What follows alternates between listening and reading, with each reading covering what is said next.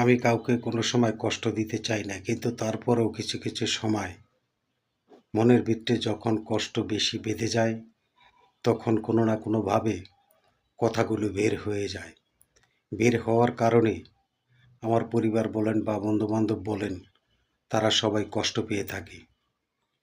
কিন্তু আমি তো করতে চাইনি, কিন্তু আমাকে করানো হয়েছে বা বাধ্য করা হয়েছে। যখন আমাকে বাধ্য করা হয়, তখন একবার দুইবার শোনার পরে মনটাই চায় আমারও একবার কথা বলার জন্য। আর যখনই কথা বলতে যাই, হঠাৎ করে মুখ ফেঁসলে কোনো না কোনো কথা বের হয়ে যায়। সেই কথার কারণে নিজের পরিবারের মানুষ বা অন্যান্য বন্ধুবান্ধব যারা আছেন, সবাই কষ্ট পেয়ে থাকেন। আশা করি আমার কথায় যদি কেউ কোনো কষ্ট পেয়ে থাকেন, সবাই ক্ষমা দৃষ্টিতে দেখবেন। আমি সবার আন্তরিকতা ভালোবাসা নিয়ে আপনাদের মাঝে সবসময় থাকতে চাই। আপনারা আমাকে সহযোগিতা করবেন। আপনাদের সহযোগিতা নিয়ে আমি এই ইউটিউব চ্যানেলে কাজ করে যেতে চাই। সবাইকে ধন্যবাদ। আসসালামু আলাইকুম।